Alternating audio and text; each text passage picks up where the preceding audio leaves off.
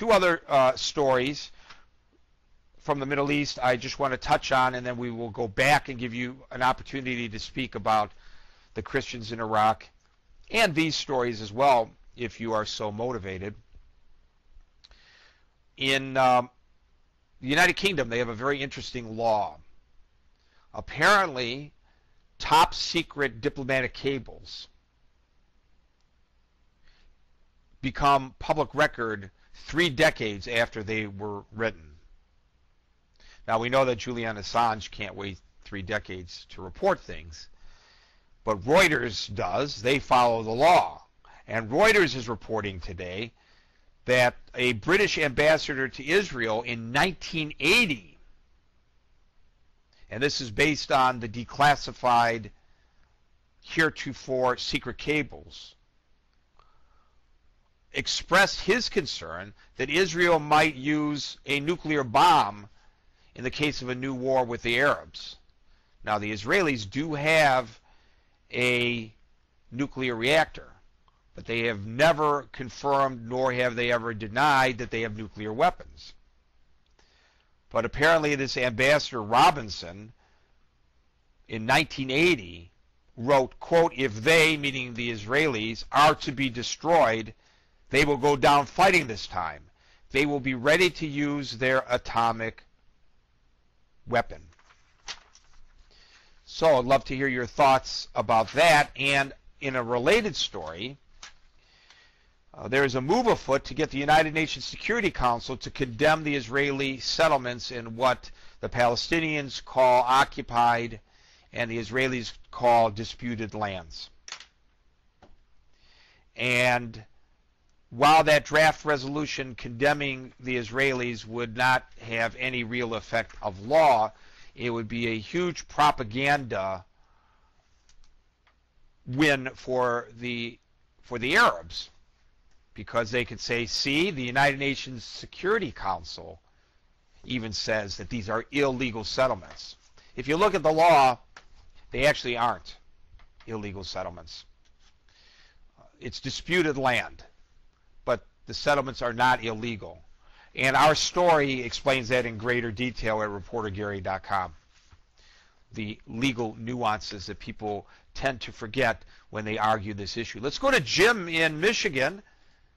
Jim, welcome to News Talk Online on the Pal Talk News Network.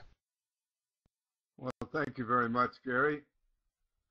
You made some interesting comments. First of all, I'll comment on the situation of any country using nuclear arms right now, and in particular Korea using it, and then Iran being open to it. That's going to be the worst catastrophic thing in the world when we start having fallout from atomic disputes with other people. You mentioned the thing about the snow and the late emergency in New York. Detroit has cut back so far on their emergency, it can be perfectly good weather, and 9/11 is not showing up on time.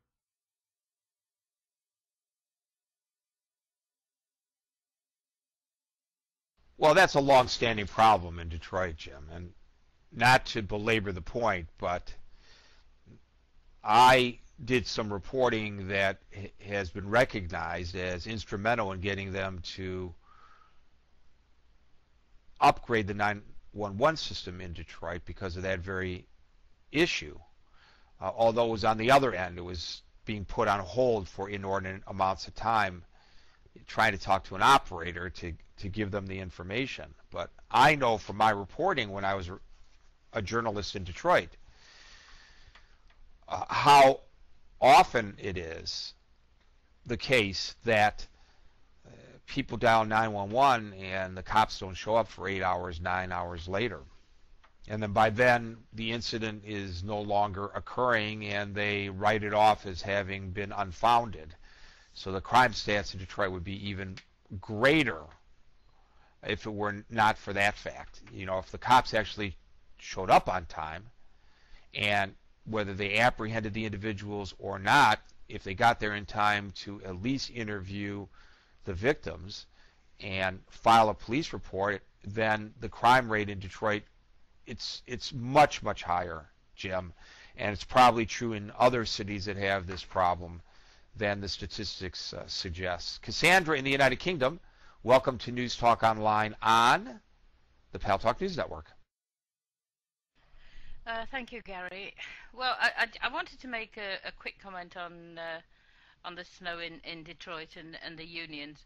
And I've been in a discussion today where people were talking about the unions or the fact that the unions were in fact culpable in preventing the roads being cleared at an appropriate time, so that the emergency services could get through. And if that is the case, then I think it's pretty reprehensible. However, I do wonder what happened to people that can't go out with a shovel themselves and actually do something about clearing the snow, in the same way that you had to yesterday, when it came to making sure that your car was dug out and you had access in order to get out for you and your neighbours. Do we spend far too much time where we're dependent upon somebody else to do it? It's not my job, it's somebody else's job. And I think that is I think that is a sign of what's happening within our society. As for the Christians in Iraq, I shudder to think what the impact on Christians or any other minority religious group in Iraq is going to be once the US pull out, and it becomes the responsibility of the Iraqi government, because I'm sure that we're going to hear of some dreadful human rights situations happening there. And I think if I were living in the Middle East and a member of a minority group, I would be very afraid indeed. Thank you. Well, thank you, Cassandra. And you misspoke yourself because we were talking about Detroit. Of course, you were thinking New York, and you said Detroit when you were talking about the snow emergency. It's way too much snow to be able to go out and dig out the streets as well. It's hard enough just to dig out your cars. I mean, you're talking in some cases 30 inches of snow. It's just, you can't do it. You can't clear an entire thoroughfare. It's just way too much shoveling for people to be able to do by hand. And I think folks understand that it was an unusual event and it was hard to keep up with it.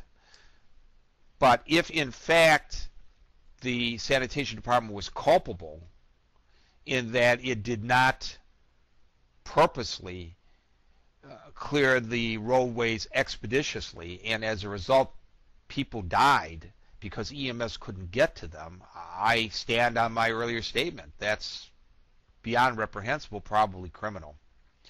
And I agree with you about the situation about the Christians in the Middle East. I really worry about them, to tell you the truth. Let's go to Leah in Texas. Leah, welcome to News Talk Online on the Pal Talk News Network.